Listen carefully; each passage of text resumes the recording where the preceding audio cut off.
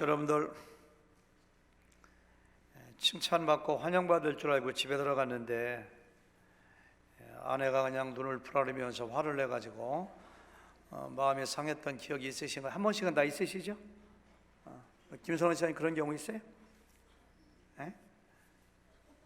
우리 김실수 집사님 그런 경우 있어요 혹시? 고개를 끄덕이네요.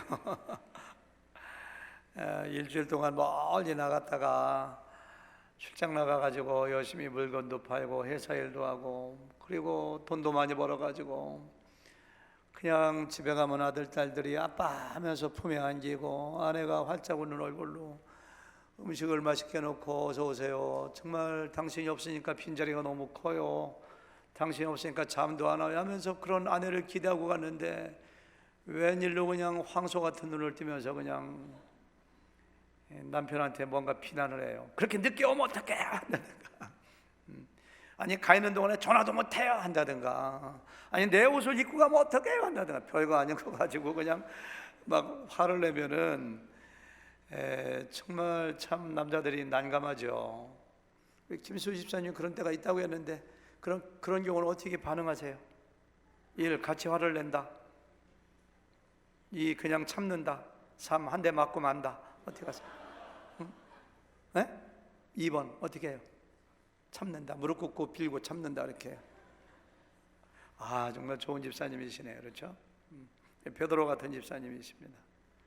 베드로가 지금 그런 일을 당하고 있어요. 선교여행 가가지고 루타에 가가지고 8년 된 중풍병자를 고쳐줘요. 루타에는 사람들이 그 모습을 보고 얼마나 예수님만 입었고 수많은 사람들이 예수님께 돌아오더라 이렇게 했거든요. 좀 이따 그 소문이 나가지고 요빠에 다비다라고 하는 여제자가 죽었는데 베드로를 불러다가 살려달라고 기도하니까 다비다가 살아났어요. 그러니까 요빠 도시에 또 복음의 열풍이 불어가지고 얼마나 많은 사람들이 예수님 믿고 돌아온지 몰라요.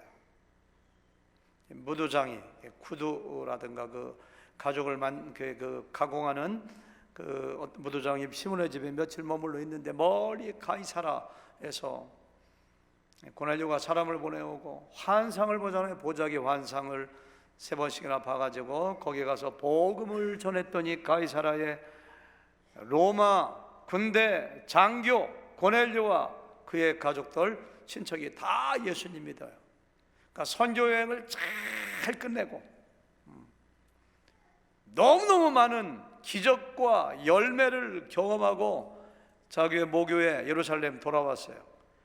거기 있는 그냥 같은 동료 사도들, 형제들, 자기가 설교해서 믿은 사람들이 와 우리 베드로 사도님 오셨다, 와 소식 들으니까 그냥 수많은 사람들이 예수님 믿었다 막 박수하고 그냥 환영해주고 격려할 줄 알았더니 막 자기를 비난하는 거예요. 비난하는, 눈을 풀어리고 막 삿대질하면서 그냥.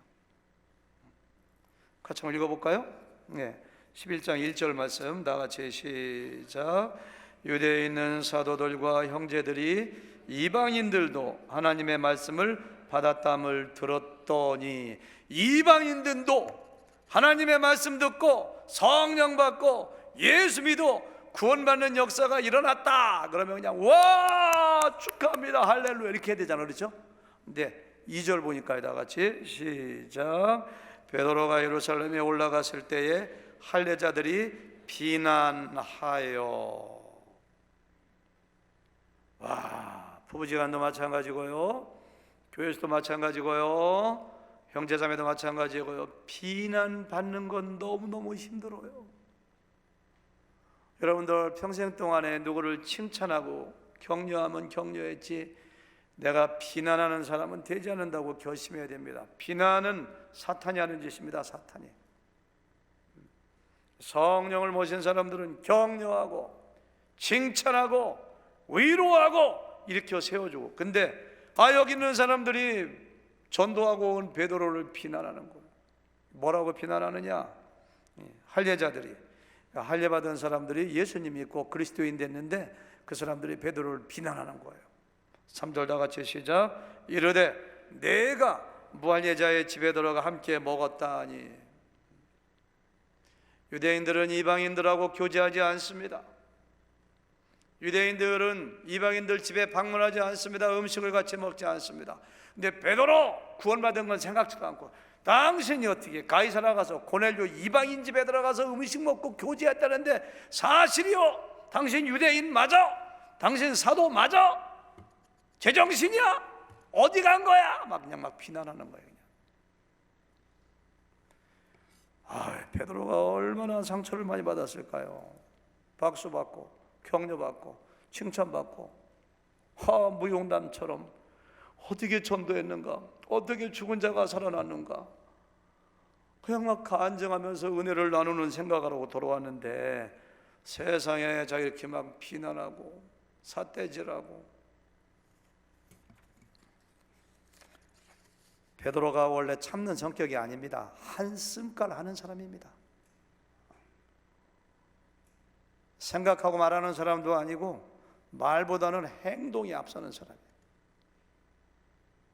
로마 병정들이 예수님 잡으러 오니까 남들 다 가만히 있어. 예수님도 가만히 있는데 자기가 뭐라고. 로마 병정이 칼을 빼가지고 그냥 생각도 아니고 말도 아니고 그냥 말고의 길을 내려서 기가 쌍둥 잘라지잖아요.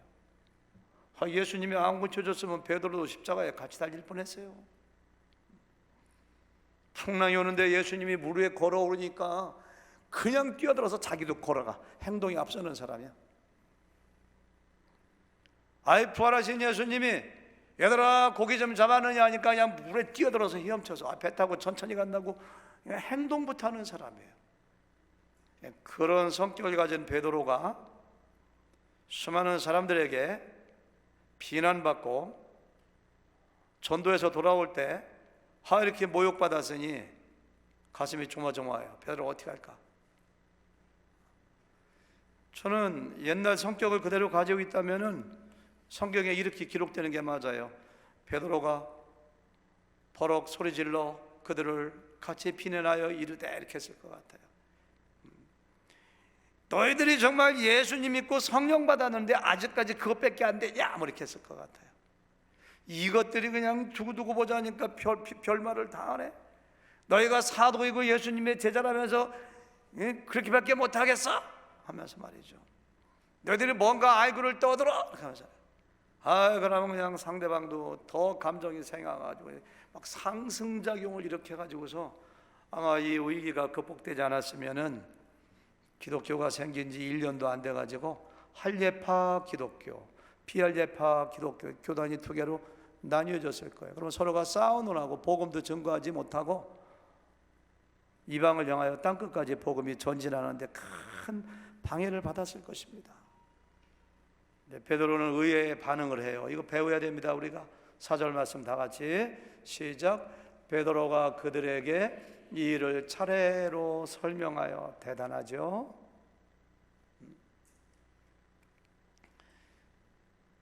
뚜껑이 5번쯤 열려도 부족할 뻔해 침착해. 차례로라는 말에 침착한 차분한 베드로예요. 내가 선교여행 나가서 어떤 일이 있었는가, 고넬료 집에 왜 갔는가, 거기서 성령이 어떤 역사가 차례로 주장한 것도 아니고 논박한 것도 아니고 뭐였어요? 설명했어요. 설명. 베드로 대단하죠. 설명하는 대목이 어디 나오느냐? 아까 읽지 않았던 5절부터 나와요. 5절 다 같이 시작. 이르되 내가 요파시에서 기도할 때에 황홀한 중에 환상을 보니 큰 보자기 같은 그릇이 네 기에 매여 하늘로부터 내려 내 앞에까지 드리워지거늘. 저 혼자 읽을게요. 여러분들 말씀에 집중해 보세요.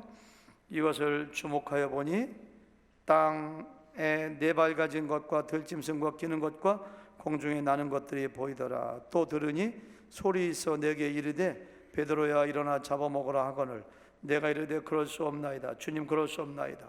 속되거나 깨끗하지 아니한 것을 결코 내 입에 들어간 일이 없나이다 하니 또 하늘로부터 두 번째 소리 있어 이르되 하나님이 깨끗하게 하신 것을 내가 속되다고 하지 말라. 아니 이거 어디서 우리가 읽었던 거 아닌가요? 어디서 읽었죠? 지난주에 나온 거하고 똑같아요. 10장에 나온 걸 그대로 반복해요. 종이도 아깝고, 그 당시에 종이가 얼마나 귀해. 쓰려면 시간도 걸리고 붓도 없는데 앞에서 한 말대로 그대로 하였더라면 될 텐데, 앞에 나온 말씀을 토시 하나 틀리고 그대로 베드로가 얘기한 걸 누가가 받아 적어서 이렇게 써놨어요. 읽기 지루하지만 성령님의 특별한 뜻이 있으니까 계속 읽을게요. 10절 다 같이 시작. 이런 일이 3번 있은 후에 모든 것이 다시 하늘로 끌려 올라가더라. 마침 혼자 읽을게요. 세 사람이 내가 유숙한 집에 서 있으니 가이사라에서 내게로 보낸 사람이라. 그 다음 빨리빨리 넘어가야죠. 성령이 내게 명하사, 성령이 말씀하시는 거예요.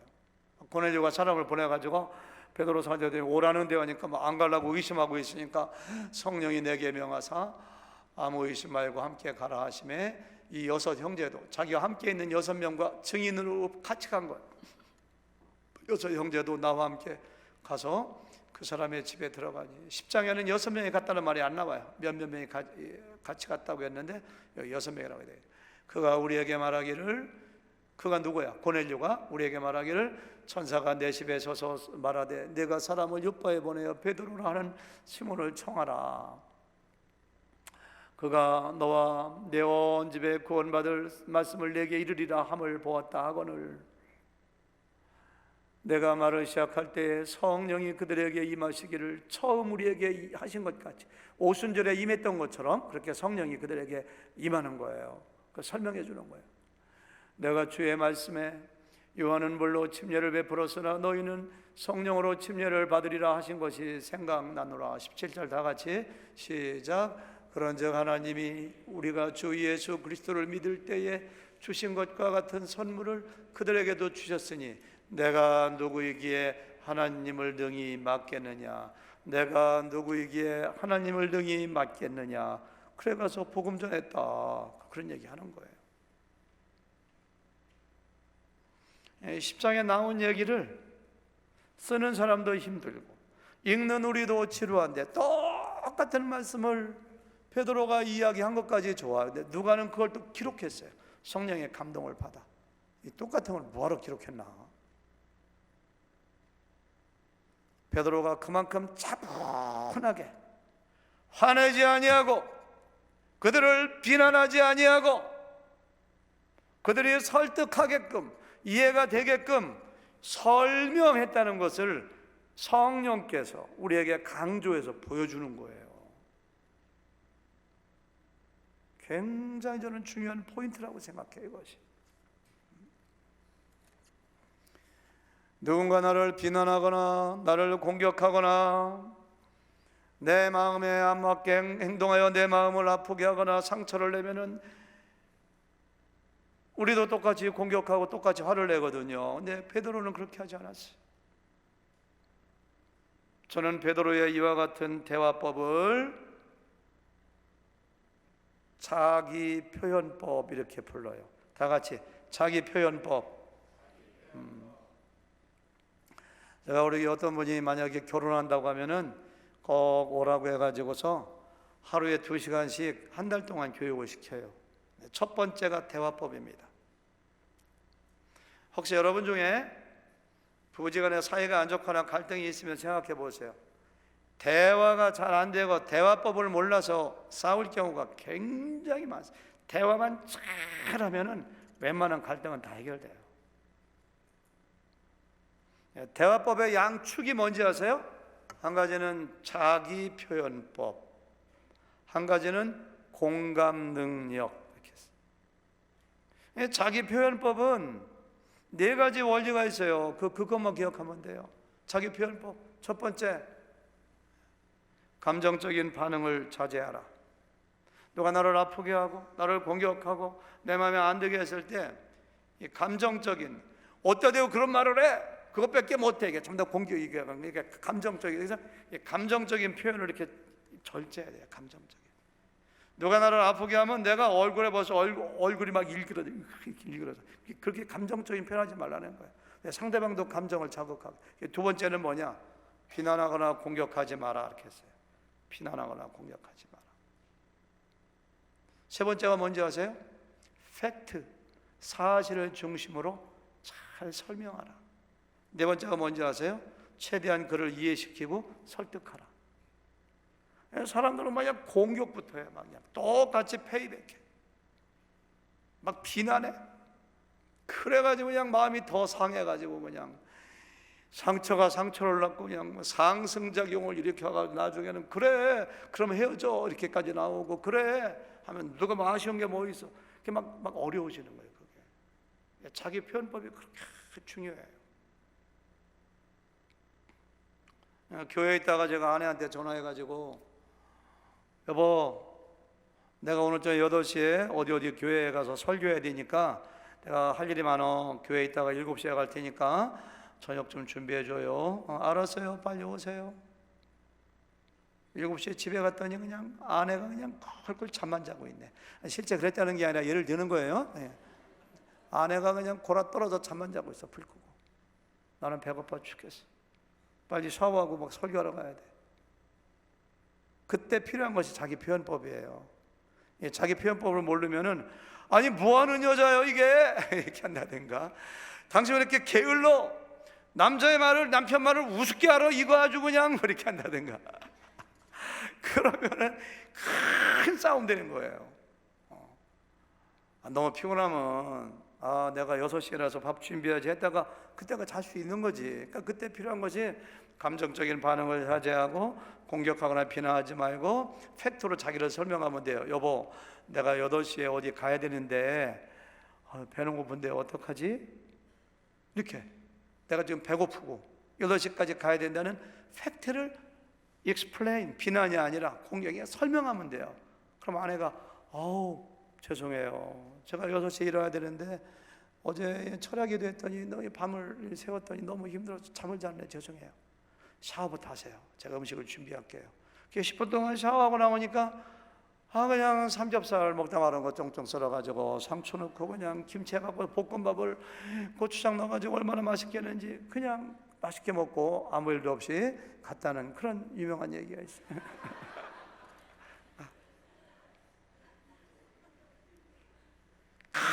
큰 싸움 될 뻔했어요.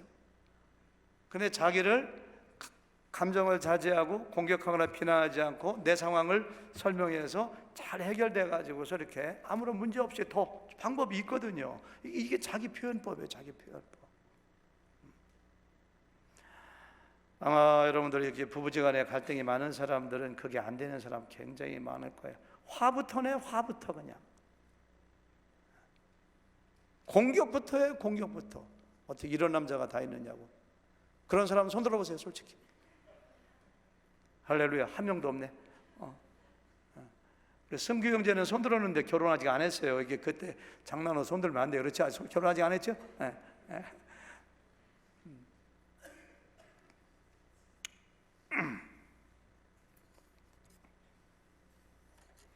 참 베드로가 이와 같이 차분하게 자기 표현법으로 그동안 있었던 걸 차례대로 설명하고 나니까 상대방의 마음이 바뀌었어요. 대단한 변화입니다.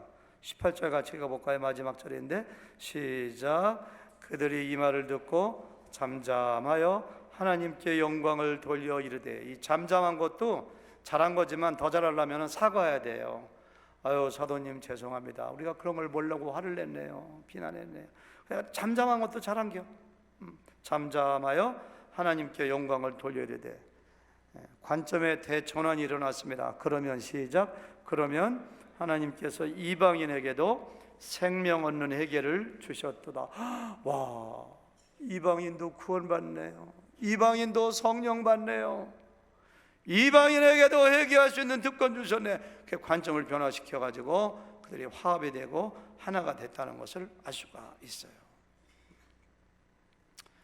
저는 성경을 묵상할 때 늘 질문을 던집니다. 제가 여기서 던진 질문은 그거예요. 그렇게 다혈질로 버럭남이었던 베드로가 이렇게 차분하게 자기 표현법으로, 그 배운 것도 아닌데 가정 세미나 들은 것도 아니고 치유 세미나에 참석한 것도 아닌데 어떻게 이렇게 베드로가 감정을 절제하고 잘 설명해서 그들을 설득하고 이해시켜서 평화를 이어갈 수 있었을까? 이것이 제가 던진 질문입니다. 베드로가 어떻게 이렇게 할 수 있었는가? 불과 1년 전, 아니 몇 개월 전, 칼을 빼가지고 그냥 말고의 길을 치던 그 다혈질 버럭남하고 지금의 베드로는 전혀 딴 사람 같아요. 대체가 뭐 때문에 이렇게 베드로가 바뀌었는가? 여러분과 저도 이렇게 바뀌어야 되거든요. 오늘 설교 듣고 싹 바뀌었으면 좋겠어요. 믿으시면 아멘. 네, 바뀌었으면. 무엇이 베드로로 하여금 이렇게 바뀌게 했는가? 저 세 가지 답을 발견했어요. 첫 번째는 예수님에게서 배웠어요. 예수님을 롤 모델로 삼았어요. 베드로가 그렇게 말고의 길을 칠 때하고 지금하고 너무너무 다른 사람이 되었는데 그 사이에 있었던 사건이 뭔지 아세요? 예수님이 고난받을 때, 예수님이 모욕당할 때 얼마나 오랫동안 참는 모습을 감동스럽게 지켜봤습니다. 예수님은 하나님의 아들입니다. 죄가 없으신 분입니다. 누구에게 상처를 준 적이 없으신 분입니다. 진리 아닌 것을 말한 적이 없는 분입니다. 그런 분이 체포돼 가지고 사람들이 얼굴에 침을 뱉어요. 여러분, 누군가가 잘못한 것도 없이 여러분들 얼굴에 가래침을 팍 뱉으면 참으시겠어요? 예수님 참으세요. 가시 면류관을 씌우고 그냥 때리면서 누군지 맞춰보라고 해요. 네가 정말로 하나님의 아들이면 너도 구원하고 우리도 구원해봐라 막 조롱을 합니다. 홍포를 입혀가지고 네가 왕이다 막 조롱합니다. 여러분, 인간으로서 그거 참을 수 있나요? 에라 하면서 그냥 천사를 동원해서 싹 썰어버려야 되는데, 아니면 저주를 하거나 눈을 부릅뜨고 두고 보자 이렇게 해야 되는데, 예수님은 그저 참으세요. 오 주여 저들의 죄를 용서해 주세요. 베드로가 그 대목을 얼마나 감동스럽게 지켜봤을까요? 그리고 성령을 받았어요. 성령의 조명으로 그걸 깨닫게 해주셨어요. 그러면서 와, 내가 예수님의 제자지. 나는 예수님 같이 살 거야. 나 예수님처럼 될 거야. 예수님을 롤 모델로 삼고 화가 날 때마다 예수님을 생각했을 것 같아요. 저도 한숨껏 하는 성격이거든요. 본래는 목회 처음에도 화를 여러 번 냈었습니다. 저도 어떻게 이럴 수가 있느냐 하면서. 지금은 화 거의 안 내요. 2년에 한 번 낼까? 제가 화를 날 때마다 우리 예수님을 생각하고, 또 어떤 때는 우리 교회 집사님들 중에서 화를 평생 안 내는 분들 있어요. 몇 분이 타고난 성격이 좋기도 하지만은 저보다 훌륭하신 집사님들이 있고, 그분들을 생각해요. 아, 이분들은 화 안 내겠지. 내가 집사보다는 나아야지. 이렇게 해서 화를 안 내요. 제가 베드로가 이렇게 된 것은 예수님을 보고 배웠다고 했는데 저희 자의적인 해석이 아니라 베드로가 그렇게 한 증거가 있습니다.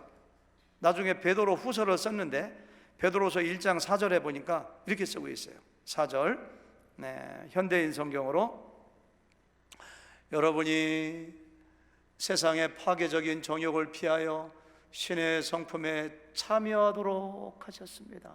신의 성품이 누구예요? 하나님의 성품, 예수님의 성품이에요. 그러면서 믿음의 덕을 덕의, 지식을 지식의, 절제를 인내, 경건, 형제, 의의, 사랑, 8가지 성품을 얘기한 다음에 8절 다 같이 시작.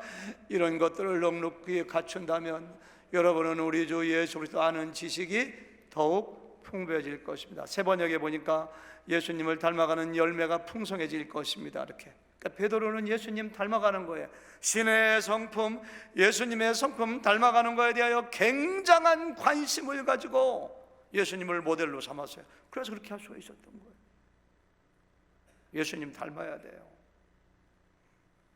두 번째, 베드로는 그들을 이해했어요. 이해. 내가 이방인 집에 들어가서 밥 먹고 교제했다고 어떻게 그럴 수가 있어? 막 하니까 베드로가 나도 저랬었지. 며칠 전까지만 하더라도 내 모습을 보는 것 같아. 보자기가 내려와서 부정한 음식을 먹으라고 할 때 절대 못 먹습니다. 하나님한테 3번 얘기하고, 이방인들이 어디 사람입니까? 그들에게 전도 못합니다. 자기도 그랬는데 고넬료 통해서 성령님을 통하여 하나님의 환상을 통하여 자기도 변화된 지 며칠 안 되거든요. 자기도. 그러니까 그들을 이해하는 거예요. 속이 좁은 사람이 있거든요. 유난히 속이 좁은 사람을 밴댕이 속가다고 해요. 밴댕이가 물고기의 일종이더라고요. 밴댕이가 요만해, 속도 없어. 그래서 이 속이 밴댕이 속가지면 자기 아내 힘들고 하고 자기 남편 힘들게 해요. 속 좀 틔우세요. 혹시 그런 분 있으면 옆 사람에게 좀 인사 좀 할까요? 좀 아량과 도량을 가집시다 하세요. 좀 아량과 도량을. 마음 좀 넓히세요. 그 등치 가지고 한번 해보세요. 이것도 비난하는 게 되나? 아주 마음이 좀 넓어야지. 예수님 닮아서. 깨구리가 됐으면 올챙이적 생각을 해야지. 자기도 이방인들을 짐승 취급하고 상대하던 데가 사흘 전인데 자기는 뭐 하늘에서 뚝 떨어진 것처럼 이것들이 하나님 뜻도 모르고 어디다 대고 이렇게 하면 안 되잖아. 며칠 전에 자기도 그랬었거든. 그러니까 남들 이렇게 이해하는 거예요. 제가 어떤 데 보면은 우리 교회 전사님들, 목사님들 보면 좀 답답할 때가 있거든요. 어떻게 저것밖에 못하나,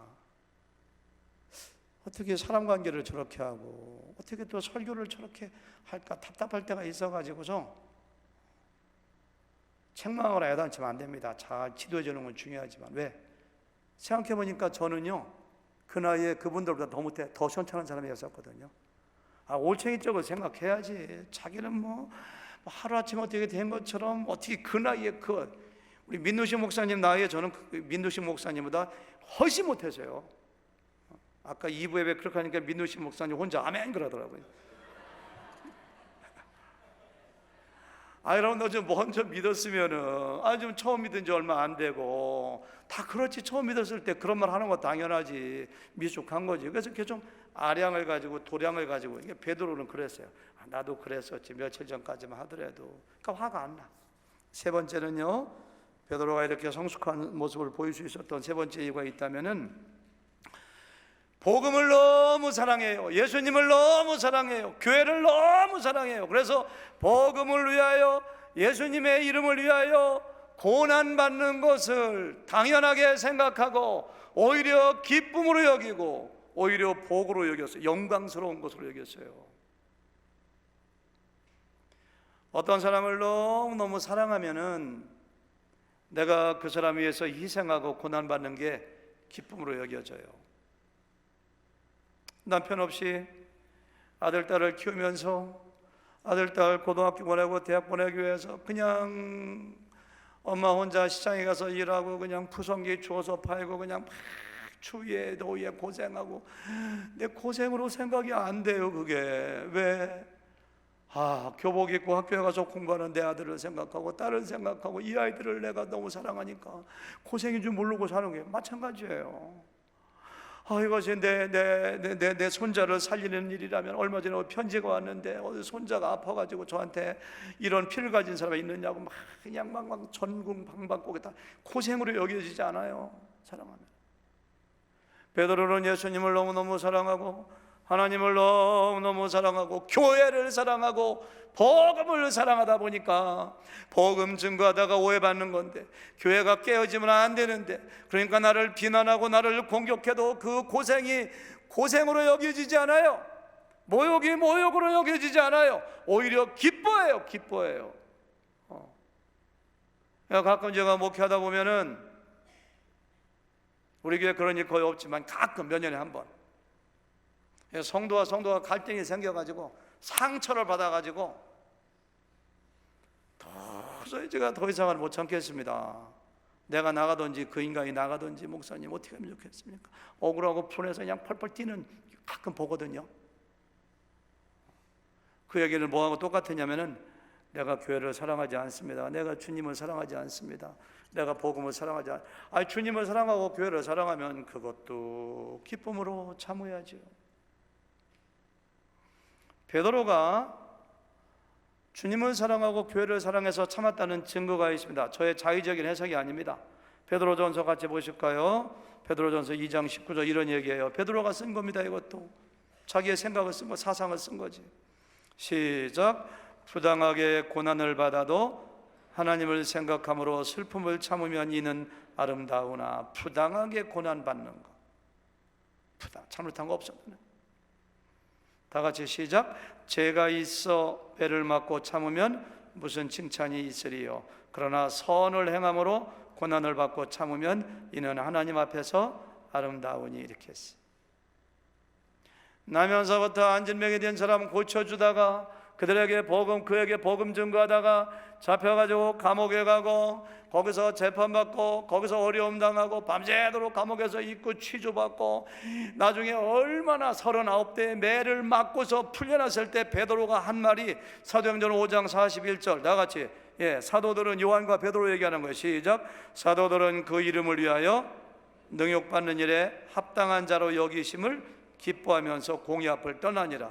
능욕받아 예수님의 이름을 위하여 내가 능욕받고 내가 어려움받고 와 나는 그렇게 하나님께 인정받은 사람이야. 그래서 합당한 자로 여기심을 기뻐했다는 거예요. 주님을 사랑하다 보니까. 저도 목회하다가 그런 일을 종종 당합니다. 얼마 전에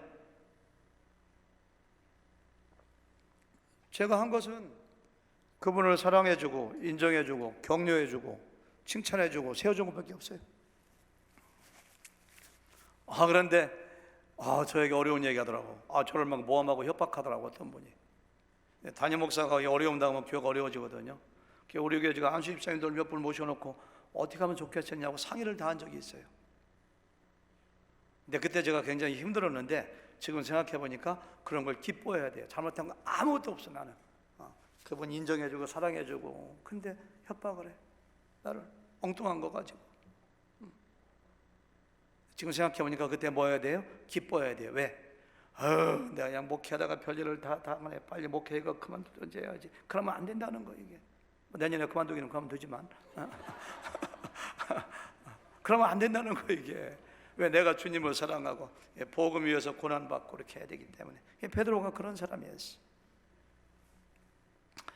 목장하다가 교회에서 사역하다가 정말 갈등과 분열과 인간관계 파괴 위험을 많이 다 이렇게 합니다. 근데 가장 하수가 뭔지 아세요? 화내는 거예요. 상대방을 무시하는 거예요. 어떤 경우는 자기가 조금 마음에 안 든다고 투명인간 취급해. 가장 어리석고 가장 어린애와 같은 행동이에요. 껴안아줘야 돼요. 사랑해야 돼요. 잠언서 12장 16절 세 번역으로 읽어보겠어요. 잠언서 12장 16절 시작. 미련한 사람은 쉽게 화를 내지만 슬기로운 사람은 모욕을 참는다. 그러니까 여러분들이 막 화를 내고 누구를 미워하고 이렇게 하잖아. 그러면 내가 미련한 사람이구나 라고 생각하면 돼요. 저도 이렇게 해요. 저도 지금 막 화를 팍 내잖아. 그러면 내가 지금 패배하고 있구나, 내가 사탄에게 지고 있구나, 그렇게 생각해요. 화내면 안 돼요. 평생 동안 한 번도 화를 내면 안 돼요. 여러분들. 우리 예수님이 그러셨어요. 슬기로운 사람은 모욕을 참는다. 이 모욕을 참아야 돼요. 그것도 참아야 돼요. 18절 시작. 함부로 말하는 사람의 말은 비수 같아도 지혜로운 사람의 말은 아픈 곳을 낫게 하는 약이다. 이렇게 했어요. 차라리 주먹으로 한 대 맞는 게 낫지. 신체 폭력보다도 더 아픈 게 언어 폭력입니다. 말로 나를 공격하고 나를 아프게 하면 말이 비수가 돼요. 비수가 뭐야? 날카로운 칼이거든요. 내 심장에 꽂히는 게 아니라 내 마음에 꽂혀. 마음에 꽂힌 칼은 빼기도 힘들어. 그러니까 함부로 말하는 사람, 난 뒤끝이 없으니까 할 말 다 할게요. 들어봐. 자기 뒤끝도 좋은지 모르지만 남들은 막 비수가 꽂히는데. 지혜로운 사람의 말은 아픈 곳을 낫게 하는 약이다. 우리 한국말에도 속담에도 어떤 말이 있습니까? 한마디 말로 뭘 갚는다고요? 천냥빚을 갚아요. 그래서 말 한마디 정말 진심으로 사랑하는 마음으로 잘하면은 상처가 싹 치유돼요. 여보 미안해요. 내가 그동안 부족했어. 당신이니까 나와 함께 살아줬지. 그 말 한마디 아내의 상처가 싹 치유가 돼요. 서로가 마찬가지입니다. 그런 사람 되어야 돼요. 베드로는요, 그냥 사람들이 막 비수로 막 찌르는 것처럼 했는데 자기는 찌르지 않았어요. 부드러운 말로, 자기 표현법으로. 왜? 주님을 닮았기 때문에. 왜? 넓은 마음을 가졌기 때문에. 왜? 주님을 사랑하고 교회를 사랑하고 복음을 사랑하기 때문에, 자기가 고난받는 걸 기쁘게 여겼기 때문에 그런 거예요. 우리가 한 가지 더 짚고 넘어갈 사항이 있습니다. 마지막인데요. 베드로도 훌륭해요. 베드로한테 많이 배워야 돼요. 중요한 것은요, 처음에 베드로를 공격하고 비난했다가 베드로의 말을 듣고 자기의 생각을 바꾼 할례파 그리스도인들도 대단히 훌륭합니다. 배울 점 많아요, 그 사람들에게. 자기의 편견, 자기의 잘못된 생각을 베드로의 말 하나 듣고 바꿨거든요. 이 대단한 대천원입니다. 이방인은 구원받을 수 없어. 이방인은 선민이 아니야. 유대 사람만 구원받아. 저들은 짐승과 같은 존재들이야. 말도 하면 안 돼. 교제도 안 돼. 집 방문하지 마. 이것은 수천 년 동안 그들의 전통이고 가슴 속 깊이 내려온 신앙과 같은 거예요. 그 바뀌는 거 아닙니다. 그런 거 여간해서. 근데 참 놀라운 사실은요, 베드로의 몇 마디 말 듣고 생각이 싹, 아까 18절 봤잖아요. 와, 잠잠하면서 하나님께 영광을 돌리면서, 와, 그럼 하나님께서 이방인들에게도 구원을 주시네, 이렇게 생각을 바꾼 게 대단한 거예요. 사람들이 자기 생각을 잘 바꾸지 않습니다. 그들의 생각을 바꿀 수 있었던 것은 두 가지 요인이 있는데요.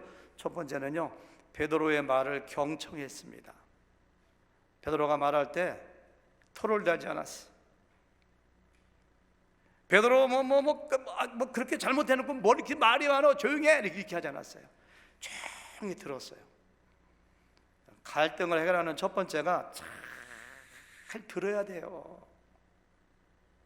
내 아내가, 내 남편이, 아니면 우리 그 집사님이 뭐 때문에 저렇게 억울해하고 힘들어할까? 어디서부터 실마리가 우리가 엉켰는가?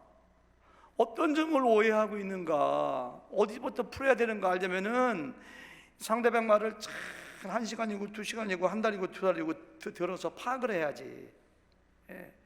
대개 싸울 때 보면 가만히 있어봐, 가만히 있어봐, 내가 먼저 얘기해볼게, 5분만 들어봐, 5분만 들어봐. 그렇게 하면 백날 가도 해결 안 됩니다. 자기 주장만 있기 때문에. 그러니까 성숙한 사람은 상대방이 얘기하면 잘 들어봐야 돼요. 도대체 이유가 있을 거 아니야. 뭔가 이렇게 힘들어하는 이유가. 이 사람들은 베드로 말을 잘 들은 거예요. 야고보서 1장 19절을 보니까 뭐라고 했어요? 사람마다 뭘 속해야 돼요? 듣기는 속해야 돼요. 지금도 딴 생각하는 분 있죠? 듣기는 속히 빨리 들어야 되는데, 듣는 건 다 들어야 돼요. 뭘 더디해야 돼요? 말하기도 더디하고 성내는 것도 더디해야 돼요. 잘 듣는 사람 돼야 돼요. 가능하면 잘 들어야 돼요. 상대방을 파악해야 돼요. 또 한 가지는요, 아까 우리가 읽었습니다만 베드로의 말이 굉장히 평범해 보이지만은 놀라운 네 가지, 그들이 자기의 생각과 신앙을 바꾸지 않으면 안 될 정도의 놀라운 네 가지 요소를 품고 있습니다. 그들이 생각을 바꾼 것은 종교 개혁이에요. 신앙의 혁신이에요. 이건 도저히 깨지지 않는 것이 그냥 한순간에 깨트려져요. 왜 그런지 아세요? 베드로의 말 가운데 네 가지 요소가 있습니다. 이 네 가지 요소만 잘 우리가 어떤 기준으로, 조건으로 생각해 두면 갈등을 이기고 분열의 위기에서 벗어날 수가 있습니다. 첫 번째, 베드로는 얘기할 때 자기 생각을 이야기한 것이 아니라 기록된 하나님의 말씀을 가지고 이야기했어요. 여러분들, 누가 이야기할 때, 아니면 내가 이야기할 때 하나님이 뭐라고 말씀하시는가, 그걸 기준으로 삼아야 돼요. 거기 16절 보세요. 같이 읽어볼까요? 시작. 아까 읽었지만 또 다시 한번 시작. 내가 주의 말씀에 요한은 물로 침례를 베풀었으나 너희는 성령으로 침례를 받으리라 하신 것이 예수님께서 승천하시기 전에 요한은 물로 침례를 베풀었지만 너희는 몇 날이 못되어 성령으로 침례를 받으리라라고 하는 예수님의 말씀이 딱 생각이 났다는 거예요. 너희 가운데 이방인은 사실 안 들어가 있어요. 근데 베드로는 사도행전 2장에서 수많은 군중들에게 설교할 때에 요해서를 인용하면서 말세에는 하나님께서 만민에게, all the people, all tribe, 모든 사람들에게 새로운 영, 성령을 주실, 남종과 여종과 늙은이와 젊은이에게 성령을 주실 것이라고 인용했던 것처럼, 이 베드로는 요해서의 말씀과 사도행전 1장의 예수님의 말씀을 잘 조합해가지고, 와, 이미 하나님께서 예수님께서 이방인들에게 성령을 주신다고 말씀하셨구나. 그게 생각나서 내가 그렇게 했다. 이게 성경을 가지고 이야기하는 거예요. 성경을 가지고. 목장도 마찬가지고 교회도 마찬가지고 교단도 마찬가지입니다. 어떤 이슈 가지고 막 싸우잖아요. 그러면 하나님이 말씀하시면 거기서 입을 딱 닫아야 돼요. 베드로가 했잖아요. 내가 누구이기에 하나님의 능력을 거부하겠느냐. 하나님이 말씀하셨는데 하나님 앞에서는 잠잠해야 돼요. 잠잠해야 돼요. 싸우다가도 최고의 권위이기 때문에, 하나님이 우리의 주인이기 때문에. 교회에서도 마찬가지예요. 뭐 결정할 때 기록된 성경 66권 가운데 다 들어가 있고 하나님 뭐라고 말씀하셨는가 봐야 돼요. 하나님께서 뭐라고 말씀한 게 증명되면 거기서 이렇게 합시다 딱 나가야 돼요. 근데 어떤 경우는 해석이 달라. 해석이 다를 때는 성경의 저자이신 성령님께 물어봐야 돼요. 베드로의 말 가운데서는 성령님의 음성을 얘기하고 있어요. 그러니까 베드로가 갈까 말까 의심하고 있으니까 성령이 내게 말씀하여 이르시되 베드로야 의심하지 말고 따라가라. 이 성령의 음성을 들었어요. 나 혼자만 들으면 안 돼요. 세 번째는 내 안에 계신 성령님이나 당신 안에 있는 성령님이나 우리 모두에게 계신 성령님은 같은 성령으로 침례를 받아 한 몸이 되었기 때문에 성령님이 말씀하시면은 모두에게 같이 말해요. 세 번째는 뭐예요? 공감대가 형성돼요. 베드로에게도 말씀하셨고 고넬료에게도 말씀하셨어요. 교회가 어떤 방향을 전하고 선교 어떻게 할 것인가, 교회를 질 것인가 말 것인가 하겠으면은 나 혼자만 독불장군으로 내가 응답받았는데 나 따라와 이렇게 하면 안 돼요. 나에게 말씀하셨으면은 다른 집사님에게도 얘기했고 다 그 공감대. 첫 번째는 뭐예요?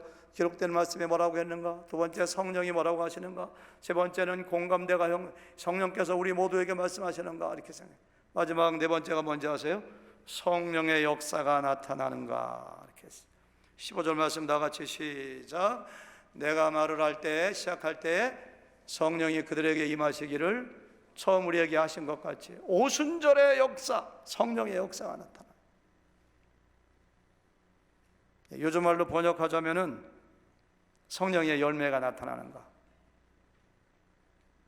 하나님의 뜻, 성령의 역사, 성령의 열매가 나타나면 서로가 사랑하고 서로가 기뻐하고 서로가 화평하고 오래 참고 서로가 자비하고 서로가 잘 대해주고 충성하고 온유하고 막 기뻐하고 이런 게 막 전도하고 찬양하고 이런 게 막 나타나는 건 성령의 역사예요. 근데 이쪽 보니까 막 시기하고 질투하고 쑥덕거리고 파벌을 나누고 누구 미워하고 어떻게 그 사람이 그럴 수가 있냐고 얘기하고 이건 좀 다 악한 사탄의 역사예요. 사탄의 역사.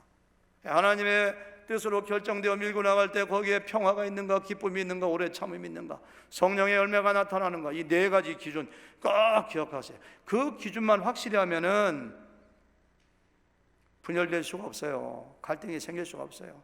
하나님이 뭐라고 하시는가 그 앞에 순종해야 됩니다. 어떤 사람들은 사심을 가지고 내 동생을 위해서 이렇게 결정해야 돼. 사심을 가지고 교회가 그때 교회가 망가지는 거거든요. 하나님의 말씀하시면 입을 꽉 다물어야 돼요. 하나님 뜻대로 성령이 말씀하셨는가, 모두에게 말씀하셨는가, 성령의 열매가 나타나. 이런 것만 생기면 왜 교단이 갈라지고 왜 가정이 어려워지고 왜 교회가 어려움을 겪겠어요? 그 기준을 꼭 기억하시면 좋겠어요. 어쩌면 기독교의 역사는 분열의 역사인지 모르겠어요. 우리 한국에 가장 먼저 들어왔던 장로교단만 봐도 그래요.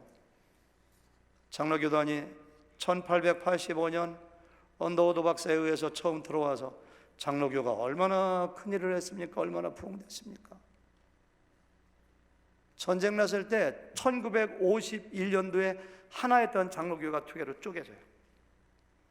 쪼개진 이유가 뭔지 아세요? 일정시대에 신사참배에다가 신사참배 한 목사도 있고 안 한 목사도 있는데 신사참배 문제 가지고 갈라져요. 신사참배 안 했던 목사님들이 감옥에 나와가지고 신사참배 한 목사들은 회개하시오 막 그렇게 하니까 너희들이나 회개하라 막 싸우다가 내쫓아 버려요.